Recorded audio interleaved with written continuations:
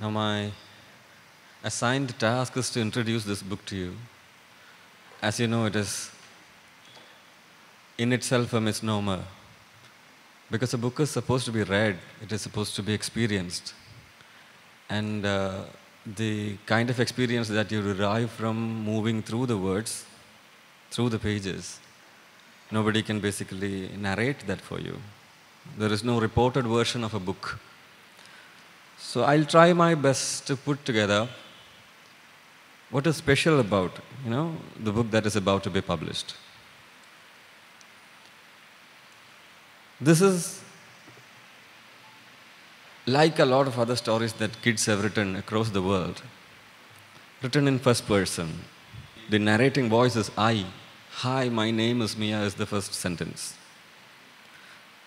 So you are straight away given an invitation into a person's, well, it is debatable whether you can call a child of 5 years or 6 years, Can you call them a person as a question? But then somebody who can think of a book, somebody who is comfortable with the world of books, surely that is a person.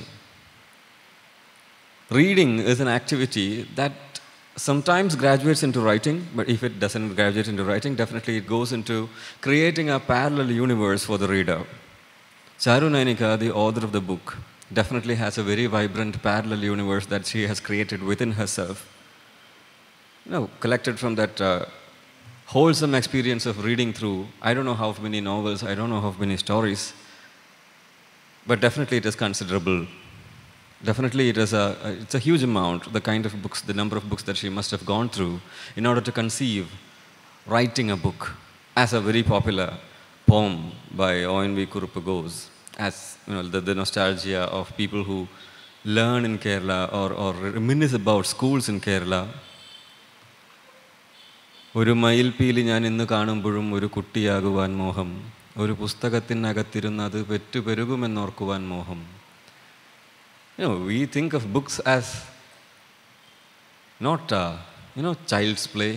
We don't look at books as things produced by children. Books for children are places where you would hide peacock feathers and you would expect the peacock feather to multiply sitting inside the book. Book was an alien thing for the kids, at least a decade ago.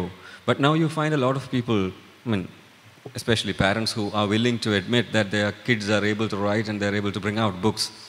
And teachers definitely help out children in bringing up books like this. And book is not a place for, us to put peacock feathers anymore. Book is a place where we create. Charu has created a book and her friends could actually put peacock feathers in her book. ചാരു എഴുതിയ പുസ്തകത്തിൽ മയിൽപ്പീലികൾ ഒളിച്ചു വെക്കാനും അതിൽ നിന്ന് പെറ്റുപെരുകി അനവധി മയിൽപ്പീലികൾ ഉണ്ടാകുമെന്ന് ആഗ്രഹിക്കാനും ചാരുവിൻ്റെ സുഹൃത്തുക്കൾക്കും രക്ഷിതാക്കൾക്കും മുതിർന്ന ഞങ്ങൾക്കുമൊക്കെ സാധിക്കുമെന്നുള്ളതാണ്. കുട്ടിയുടേതാണ് പുസ്തകം. കുട്ടി മയിൽപ്പീലി പുസ്തകത്തിൽ വെച്ച് പുസ്തകത്തിൽ നിന്ന് അകന്നു നിൽക്കുന്ന ഒരാളല്ല, മറിച്ച് പുസ്തകം നിർമ്മിച്ച് പുസ്തകത്തിലേക്ക് മയിൽപ്പീലി വെക്കാൻ നമ്മളെ ക്ഷണിക്കുന്ന ആളാണ്. And when we do that, when we take that book and when we lose ourselves in the world that she has created for us, she has created the world of a child who is insecure. Mia is a very talented, creative, a very readerly kind of a girl. The main character of this book. This is a novella. This is not a novel. It's not as lengthy. It's just 10,000 words long. So you can finish the book perhaps in like one sitting. But I think we shouldn't read this for the plot of it. The story of it, the plot of it, that makes definitely there is a plot. There is a well-constructed plot in it. But we must perhaps read the book for the special way in which it is conceived and executed. The insecurity of a child. Innocence is a very pure thing. നിഷ്കളങ്കതയ്ക്ക് ഒരു പ്രത്യേക മാനമുണ്ട്. നിഷ്കളങ്കത എന്ന വാക്ക് എന്ന് ഒരാൾക്ക് മനസ്സിലാവുന്നു അന്ന് അയാളുടെ നിഷ്കളങ്കത നഷ്ടപ്പെടുന്നതാണ്. നിഷ്കളങ്കതയിൽ നിന്നുകൊണ്ട് നമുക്ക് നിഷ്കളങ്കതയെപ്പറ്റി സംസാരിക്കാനാവില്ല. So when you leave innocence, when you move away from innocence, when you enter into something like experience, that is when you can really think about innocence.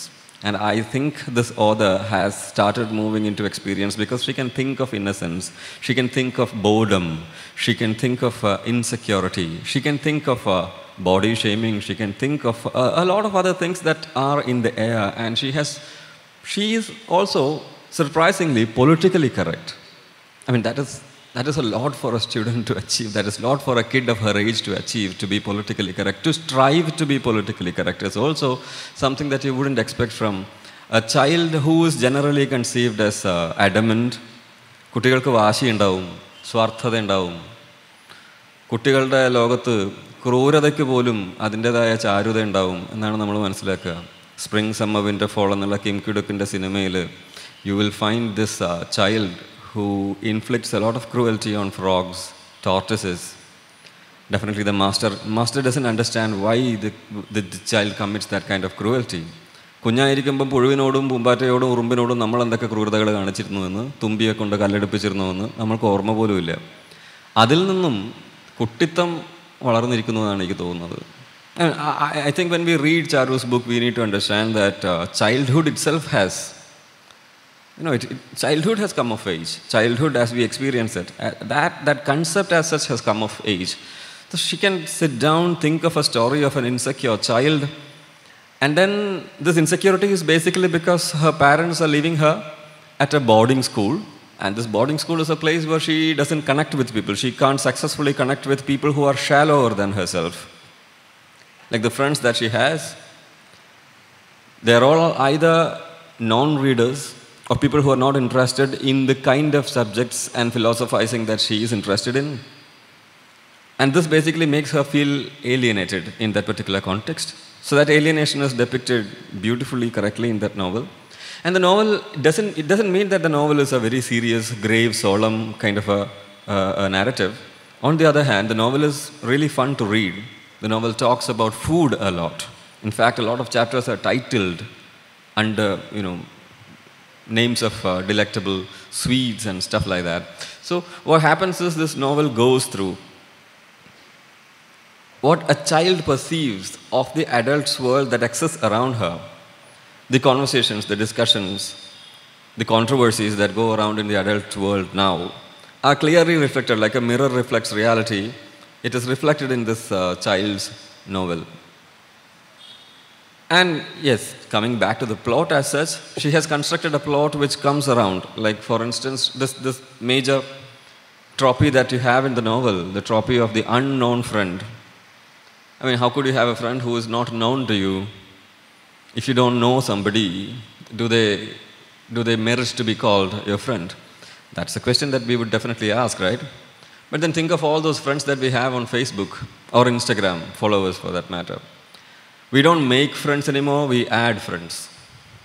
I mean, there was a time when we made friends. We don't make friends anymore, we add them. And like if you have 5,000 friends on Facebook, I'm sure 4,900 of them would be unknown to you. There will be 100 people who are really known to you. The rest are unknown. So we are in a world where unknown friends are not very uncommon. We are living in a world where unknown friends are the real friends. We depend on them, we trust on them, we bank on them. We look forward to the way they respond to us. But here, the medium that she used in this novel to talk about unknown friends, well, this is also online. She gets an online friend. Mia gets an online friend, Maya. Maya is an unknown number. From an unknown number, the child receives a message one day. Remember, this child is in a boarding school. She is not supposed to send messages to unknown numbers. She is not supposed to receive messages or calls from unknown numbers. So when the unknown number, who identifies herself as Maya, starts chatting up with her, well, this is where the wonderland actually starts unfolding in the novel. ആലീസിൻ്റെ അത്ഭുത ലോകത്ത് സമയമില്ല എന്ന് പറഞ്ഞുകൊണ്ട് ഒരു മാളത്തിലേക്ക് ഓടിപ്പോയ മുയലുണ്ട്. ആ മുയൽ ആലീസിൻ്റെ അജ്ഞാത സുഹൃത്തായിരുന്നിരിക്കണം, unknown front ആയിരുന്നിരിക്കണം. കാരണം അതുപോലെ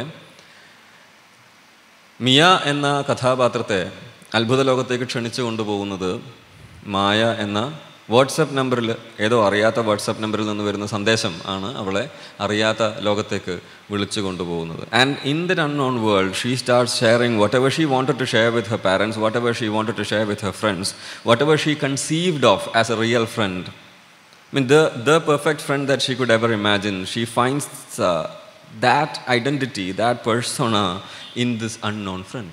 And then she starts giving out whatever she ever wanted. You know, she starts discussing books with the unknown friend.